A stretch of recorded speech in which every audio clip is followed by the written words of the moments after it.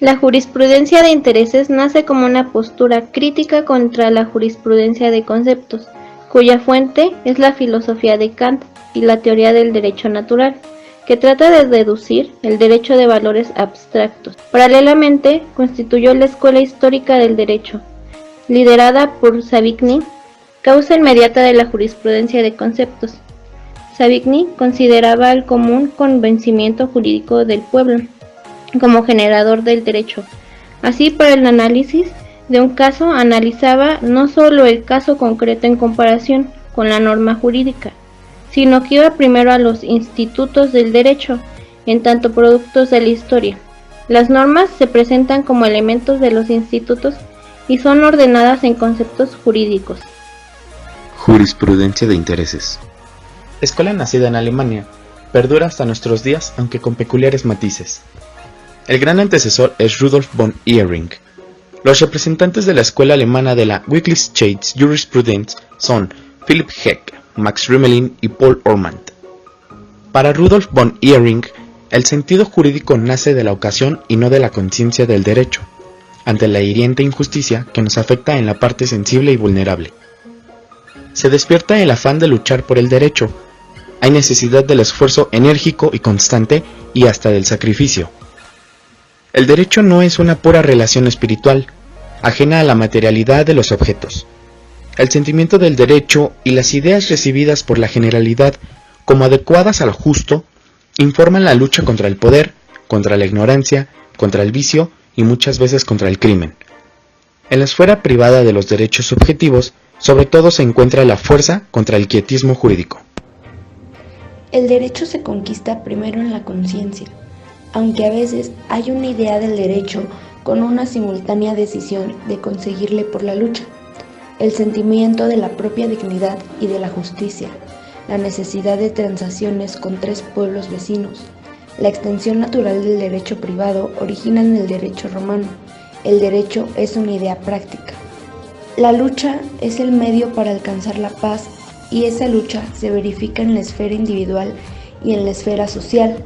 La lucha es el trabajo eterno del derecho. Si es una verdad, decir, ganarás tu pan con el sudor de tu frente, alcanzarás tu derecho. Von Ehring critica el conceptualismo jurídico. Esta escuela o aptitud jurídica ignora que los contenidos del derecho dependen de propósitos prácticos.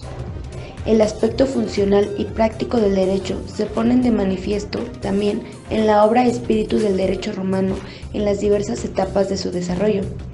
El desenvolvimiento lógico de las normas jurídicas tiene que ser suspendido o contrario por las necesidades planteadas por la vida social. Cada época tiene sus necesidades. El peligro antitelectualista de Ehring es patente. Las normas jurídicas son alógicas por naturaleza. Motivos prácticos elaboran los fines del derecho y los fines generan todo derecho. La finalidad del derecho es tan solo proteger intereses. Marx propone la delimitación de varias esferas de intereses protegidos, valorando los diferentes y opuestos intereses. Aquí por lo menos se nos ofrece una pauta, el bien común. A la luz del bien común, el juez debe dictar sus sentencias. Un bien común que desgraciadamente no toma tanto en cuenta la justicia como las convicciones sociales vigentes en una época. La realidad apunta a las necesidades de la vida práctica como supremo valer. De acuerdo con Philipp, su doctrina de la jurisprudencia de intereses, los mandatos jurídicos se originan en las necesidades. Comprender una norma jurídica es comprender el conflicto de intereses que ella trata de resolver y la manera de cómo la resuelve. Este análisis es denominado por Heck microscopio jurídico.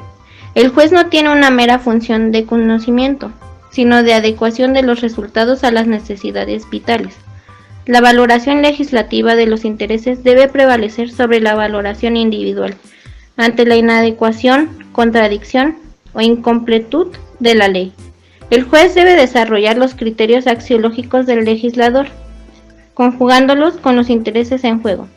No existe ninguna disposición legal que carezca de un fin. Doctrinas sociológicas. La Escuela de Jurisprudencia de Intereses de Philipp Heck. La jurisprudencia de intereses sostiene que cada ley resuelve un conflicto de intereses en un sentido determinado, que la solución legal del conflicto de intereses debe guiar a los juristas a la interpretación de la ley, por la cual habremos de averiguar con respecto a cada norma legal cuál fue el conflicto planeado y cuál fue su solución. Así, por ejemplo, resuelve el legislador el conflicto de intereses entre arrendatarios y arrendadores, o entre obreros y empresarios, en favor de los inquilinos y de los asalariados, respectivamente. Siendo ya así, si la ley ofreciese dudas y lagunas, el intérprete habría de resolver los conflictos con sentido análogo en favor de arrendatarios y obreros.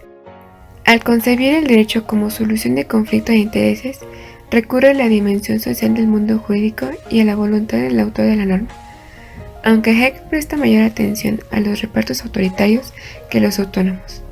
Es cierto que Heck se ocupa de la justicia, pero no es lo menos que diluye sociológicamente en las valoraciones de la justicia del legislador. Tampoco falta en la obra de Heck el enfoque de la norma y de su función descriptiva, toda vez que contempla la ordenación cuya misión está en inventariar la inmensa variedad de la vida y del derecho. Sin embargo, Heck impone esta tarea de inventariar en los repartos exclusivamente a la ciencia y no se da debida cuenta de que la lleva a cabo el mismo legislador. La interpretación de la ley es también una interpretación por sus causas. Si el legislador persiguió determinados intereses, sea cual fuera el tipo, los mismos son causas de las disposiciones legales, de modo que dichas causas tienen que ser descubiertas para entender a la disposición legal como efecto de las mismas. El legislador establece un ordenamiento que regula tanto intereses públicos como intereses privados. Estos intereses limitados, por medio del ordenamiento jurídico, deben ser ponderados, sopesados. Este principio de ponderación se refiere a una valoración de los intereses y a una decisión volitiva, es decir, el legislador se figura a sí mismo un ideal social y debe decidirse por la elección de determinados valores. La jurisprudencia no es ciencia, de Kitchman. Su intención es cuestionar la pretensión científica propuesta por los dogmáticos y formalistas, juristas que seguían los trazados de Pucha, Illyri y Wishade.